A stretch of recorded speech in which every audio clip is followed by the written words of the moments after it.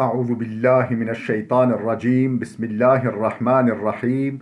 Elhamdülillah ve salatu ve selamu ala Resulillah. Değerli arkadaşlar, Allah'a hadsiz şükürler olsun ki Kur'an-ı Kerim'in 30. cüzünden, sonundan başlamıştık. 30. cüzümüzü bitirdik. 29. cüzü bitirdik, tamamladık. 28. cüzü tamamladık. 27. cüzü bitirdik, tamamladık. Bugün bu dersimizde 26. cüze başlıyoruz. Bu vesileyle her zaman yaptığımız gibi, zaman zaman yaptığımız gibi bir hususu hatırlatmak istiyorum. Eğer bu derslerimizi faydalı görüyorsanız, beğeniyorsanız sizden önemli ricam bu derslerin yaygınlık kazanması için herkese tavsiye edin. Hem kendiniz abone olun hem de sözünüzün, nazınızın geçtiği herkesi, istifade edebilecek herkesi kanalımıza, YouTube kanalımıza abone yapın. Ta ki Allah'ın ilmi, kitabının mesajı daha çok kimseye ulaşsın. Dinimizi, yüce dinimizi asli kaynağından, yüce kitabından öğrenmiş olalım.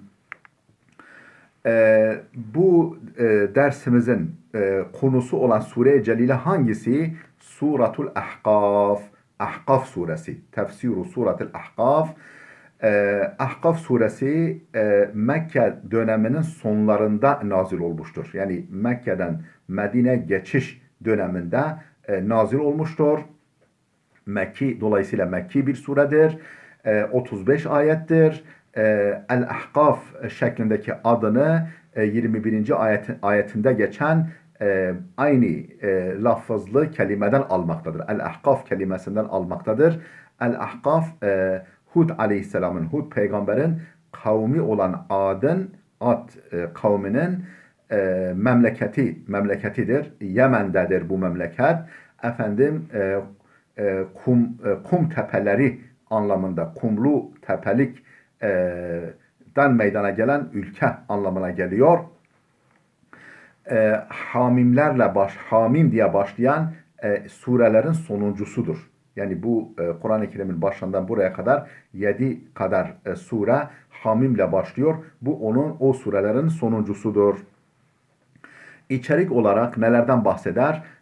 Kur'an-ı Kerim'in hak kelamullah, Allah'ın kelamı olduğuna işaret edildikten sonra, kısaca değinildikten sonra Allah'ın bu evreni, gökleriyle, yeriyle, içindeki bütün varlıklarla hak bir gayeye matuf, yani böyle hak bir gayeye, gerçek bir gayeye yönelik olarak yarattığından bahsediyor ve bir süreliğine, yani gökleri, yeri ve içindeki varlıkları belli bir süre için yarattığından ve bir gayeye matuf olarak yarattığından bahsediyor.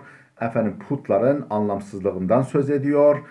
Putların ahirette putperestleri yalnız bırakacağından, onları reddedeceğinden, onların bu yaptıklarını inkar edeceklerinden söz ediyor. Anne baba hukukuna kısaca temas ediyor. Anne babanın evladına ahireti telkin etmesi, ahiret inancını telkin etmesi karşısında evladın verdiği tepkiyi söz konusu ediyor. Bir örnek kıssa olarak Hud aleyhisselamın kavmi olan Ad'dan bahsediyor. Bunların peygamberlerine nasıl tepki verdiklerinden ve dolayısıyla inkarlarından dolayı nasıl helak olduklarından bahsediyor.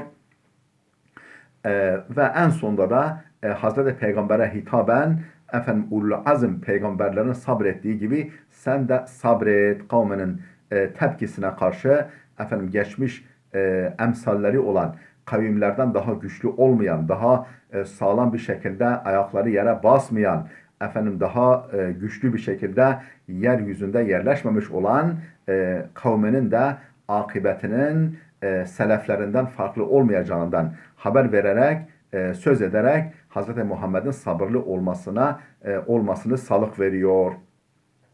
Çok zengin, çok rengin bir içeriği var. Bu kadarcıkla yetinelim.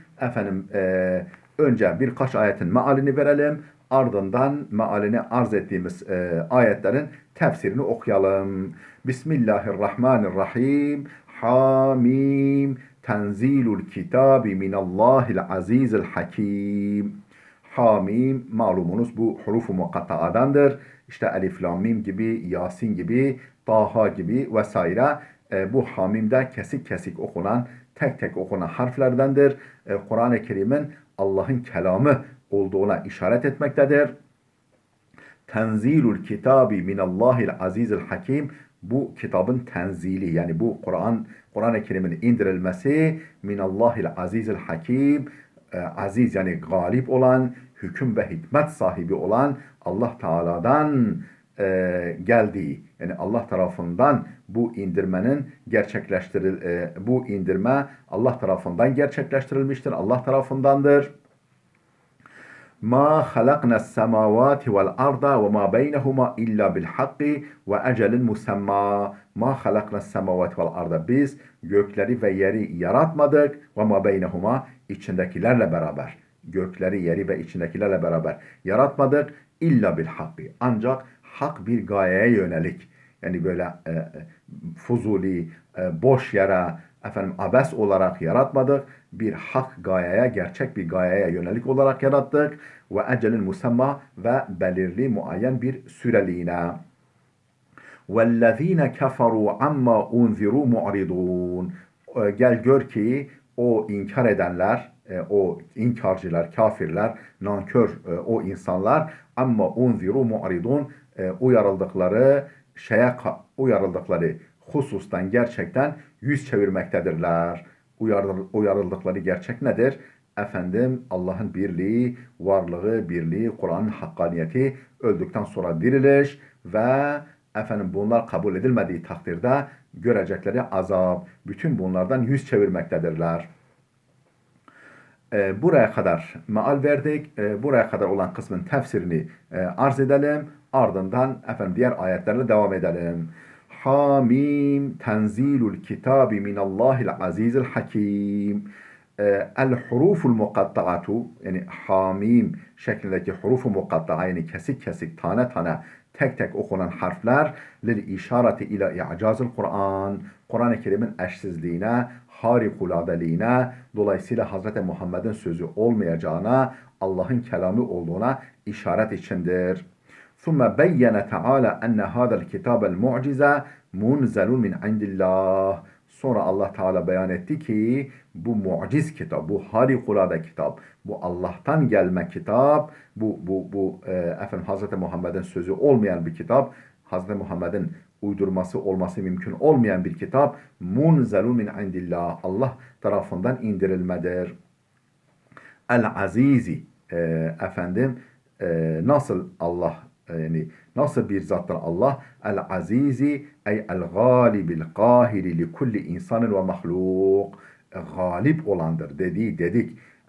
Hükmü reddedilmez. El-Kahiri li kulli insanın ve mahluk. Her insana ve her mahluka, her yaratılmış varlığa boyun eğdiren, hepsine galip olan Allah'ın kelamıdır. Ondan indirilmedir. El-Hakim ellezî la yef'alu şey'en illa an hikmetin ve tedbir. Daha nasıl bir Allah'ın kelamıdır? O Allah ki hakimdir. Yani la yef'alu şey'en illa an hikmetin ve tedbir. Yaptığı her şeyi bir hikmet ve bir tedbire yönelik olarak, bir gayeye matuf olarak yapar. وصف تعالى نفسه بالعزة والكبرياء والحكمة في الأقوال والأفعال. Allah Celle Celaluhu vasafa nitelemiştir. Nefsehu, zatını nitelemiştir burada. Bil izzeti vel kibriya, izzet ve azametle. İzzet yani galibiyet, güç, kudret ve kibriya ile azametle nitelemiştir. Vel hikmeti fil akvali vel af'al, sözlerinde ve eylemlerinde, fiillerinde, yaptıklarında hikmetli olmakla zatını nitelemiştir. Ma halaknas semavati vel arda ve ma beynehuma illa bil hakki ve ecelil musamma. Gökleri, yeri ve içindekileri, aralarındakileri yaratmadık illa bil hakki. Ancak bir hakla, yani hak ve adaletle, hakla, adaletle, hikmetle bir gayeye mebni olarak yarattık ve ecelin musamma ve muayyen bir süreliğine. Yani böyle sonsuza değil, devam edecek şekilde değil, efendim belli bir imtihan süresiyle sınırlı bir limit için, dönem için yarattık buyuruyor. Ey ma halakna hadal kevne ala vechil abasi vel batil. Yani bu kainatı, bu varlıklar alemini abesiyet ve fuzulilik, abesiyet, boş yere, batıl yere, esassız bir biçimde efendim yaratmadık. Evreni böyle bir esas üzere yaratmadık. Fuzuli yere, boş yere ve efendim asılsız bir amaçla yaratmadık. Yani asılsız bir biçimde yaratmadık. Ve innema halaknahu bil hakkil vadihi. Biz onu apaçık bir hakla, bir hakikatle, bir adaletle, bir hikmetle yarattık. Li nudille ala vahdaniyetina. Ta ki vahdaniyetimize onu delil yapalım. Bu gökleri, yeri ve içindeki varlıkları efendim yani hak bir gaye matuf olarak yarattık. O da nedir? Efendim insanlar için bir imtihan salonu olması ve de Allah'ın varlığına ve birliğine delil teşkil etmesi için li nudille ala vahdaniyetina, ta ki vahdaniyetimize delil yapalım onu. Ve kemali kudretina, yani vahdaniyetimize, birliğimize ve mükemmel kudretimize onu delil yapalım diye yarattık. Halaknahu ila zamanin muayyenin, onu muayyen bir zamana kadar muayyen belirlenmiş bir zamana kadar yarattık. Huve yevmul kıyame. O muayyen zaman nedir? Efendim kıyamet vaktidir. Kıyamete kadar sürmek üzere yarattık. وَالَّذ۪ينَ كَفَرُوا عَمَّا اُنْذِرُوا مُعْرِضُونَ. Gel gör ki o inkar edenler uyarıldıkları şeyden yüz çevirirler. Yüz çeviriyorlar.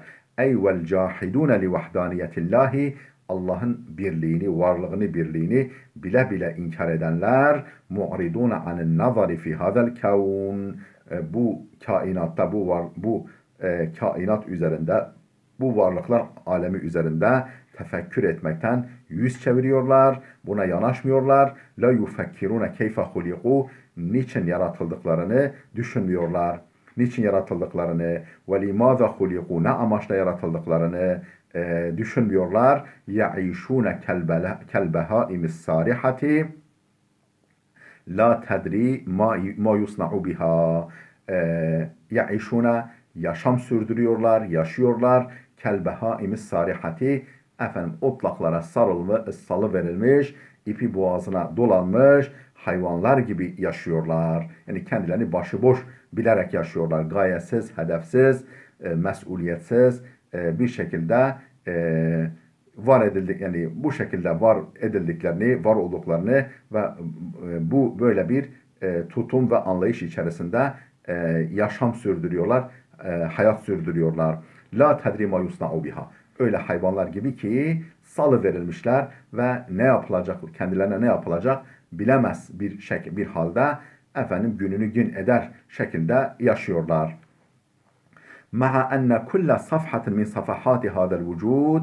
Oysa ki bu varlıklar aleminin aşamalarından her bir aşama, safhalarından her bir safha, aşamalarından her bir aşama tantiku bi azametillahi ve vahdaniyetihi, Allah'ın azamet ve vahdaniyetini dillendirmektedir, haykırmaktadır, ifade etmektedir. Ve kullu zerretin teşhedü bi ibda'ihi ve tedbirihi. Efendim her zerre Allah Teala'nın orijinal bir biçimde yaratıcılığına ve yöneticiliğine, idareciliğine şahitlik etmektedir, tanıklık etmektedir.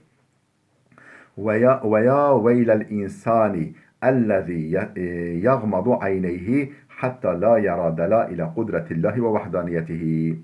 Ya veylel insanillezî, yazık o insana ki, yazıklar olsun o insana ki yağmadu ayneyhi, gözlerini yumar, hatta la yara delaile kudretillahi ve vahdaniyetihi, ta ki Allah'ın kudret ve vahdaniyetinin, kudretin ve birliğinin delillerini görmesin.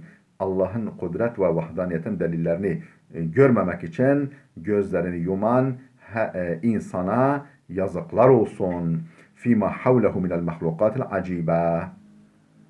Efendim nerede ki Allah'ın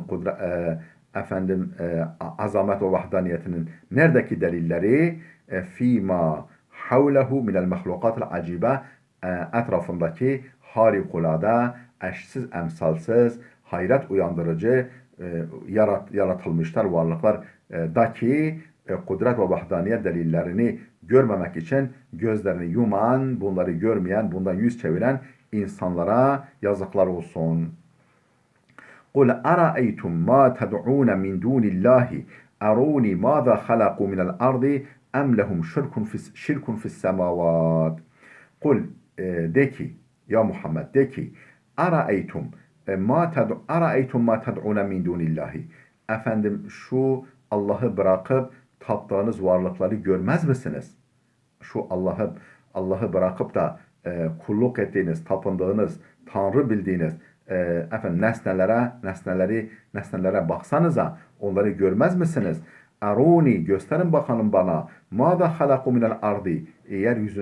Yeryüzünde neyi yaratmışlar bunlar? Bu putlar, bu sahte tanrılar yeryüzünde neyi yaratmışlar? Em lehum şirkun fis semavat. Yoksa onların semavatta, şu ulvi alemde, gökyüzünde, uçsuz bucaksız uzayda bir ortaklıkları mı var? Allah'la bir ortaklıkları mı var? Yerde bir şey yaratmadıklarına göre acaba gökte mi bir ortaklıkları var? Bir yarattığı bir şey var ki onları Tanrı biliyorsunuz. Tanrı kabul ediyorsunuz. Şimdi tefsirini okuyoruz. Yani kul ya eyyuhar rasulu. Yani ey Resulüm, ey elçim, de ki lihaulâil müşrikinel veseniyyin, şu putperest müşriklere de ki abedetel evsan vel ahcar, putlara, sanamlara tapan, kulluk eden şu putperest müşriklere de ki ey Resulüm, ahbiruni an hadhil asnam, söyleyin bakalım şu putlar hakkında, söyleyin bana elleti abettumuha min dunillah, Allah'ı bırakıp da veyahut da Allah'ın yanı sıra tapındığınız şu putlar hakkında söyleyin bana. Ve zaamtum enneha alihatun, ve ilah, Tanrı diye iddia ettiniz şu putlar hakkında bana söyleyin, bana haber verin. Erşiduni eyye cüz'in min ecza'il ardi halakuhu, yeryüzünün parçalarından, hatta zerrelerinden, canlı cansız varlıklarından neyi yarattıklarını bana gösterin bakalım. Erşiduni, beni yönlendirin, bana gösterin. Eyye cüz'in min ecza'il ardi, yerin parçalarından hangi parçayı halakuhu yaratmışlar? Neyi yaratmışlar bunlar?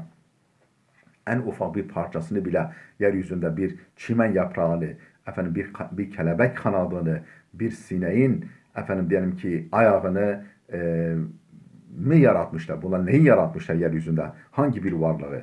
Ve mâzâ halakû minel mahlukat, yaratılmış varlıklardan hangisini yaratmışlar bunlar? Min insanin ev hayvanin ev felekin ev nebatin, insanı mı, hayvanı mı, yıldızları mı, bitkileri mi, neyi yaratmışlar bunlar? Yani bunlardan herhangi bir şey yaratmışlar mı bunlar?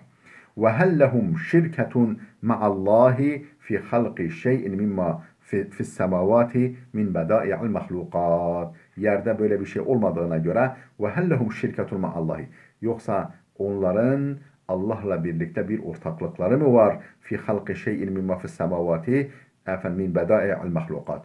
Göklerde, şu yukarı alemde, ulvi alemdeki harikulade mahlukattan yaratılmış işte yıldızlar, gezegenler, aylar, güneşler, kuyruklu yıldızlar, meteorlar vesaire, galaksiler, samanyolu galaksiler, nebulalar, bunlardan herhangi bir şey hakkında konusunda, bunların yaratılması konusunda Allah'la bir ortaklıkları mı var bunların?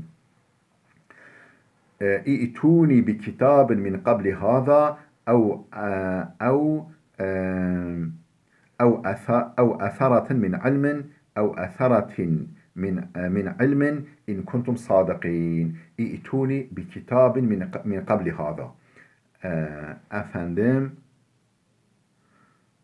İ'tuni bi kitabin min qabli hada. Efendim bu kitaptan önce bir kitap getirin. Yani bu Kur'an'dan önce bir kitap getirin böyle olduğuna dair. Bu Kur'an böyle bir şeye geçit vermiyor. Böyle bir şeye yer vermiyor. Böyle bir şeye haklılık payı tanımıyor. O zaman bu kitaptan önce bir kitap getirin bana, sizin haklılığınıza tanıklık edecek. Ev eseratin min ilmin veyahut da ilmi bir kalıntıya, ilmi bir kırıntıya, bir bilgi kırıntısına, bir ilim kalıntısını getirin bana. İn kuntum sadıkîn. Eğer doğru söylüyorsanız, eğer bu iddianıza doğru söylüyorsanız bu Kur'an'dan önce bir kitap getirin. Yani gösterin, ortaya koyun böyle bir şey olduğuna göre Allah'ın gönderdiği bir kitap, buna geçit veren, buna yer veren, buna haklılık tanıyan bir kitap getirin veyahut da efendim bir bilgi kalıntısı, bir bilgi kırıntısı getirin eğer iddianızda doğru iseniz. Ey hatu kitaben minel kutubil munzeleti min indillahi qablel Kur'an te'murukum bi ibadeti hadihil evthan ve ennallaha şera'a lekum ibadetaha.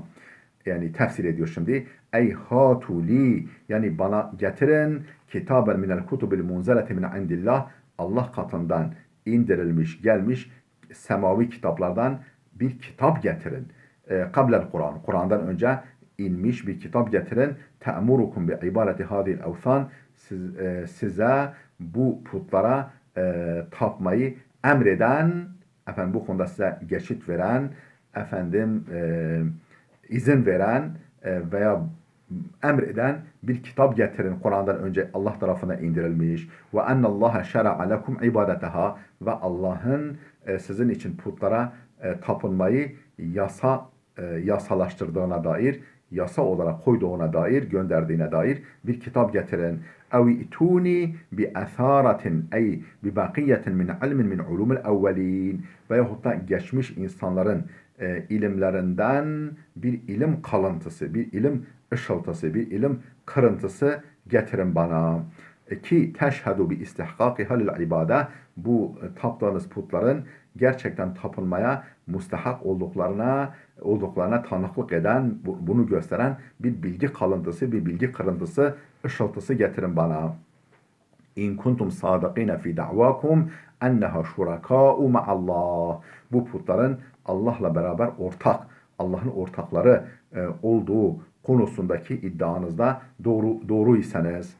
Vel garadu, buradan amaç nedir? Yani efendim öyle bir kitap getirin, bu konuda bir bilgi kalıntısı getirin. Efendim veyahut da göklerde, yerde bunların yarattığı herhangi bir şey gösterin bana. Yani aklan gösteremezsiniz. Böyle bir konuda haklılığınız konusunda bir nakil de yok. Yani aklen de haksızsınız, naklen de haksızsınız. Bundan amaç nedir? Bu şekilde böyle yığınak yapmasından amaç nedir Kur'an'ın? Vel garadu tevbihuhum ala hadal buhtan. Bu iftiraları karşısında onları azarlamaktır. فإن كل كتب الله المنزلة ناطقة بالتوحيد وإبطال الشرك. Çünkü Allah tarafından indirilmiş bütün kitaplar natikatun bit tevhid, tevhidi haykırmaktadırlar. Tevhidi seslendirmektedirler. Tevhidi dillendirmektedirler. Ve iptal şirki, şirkin batıllığını, asılsızlığını, çürüklüğünü ifade etmektedirler.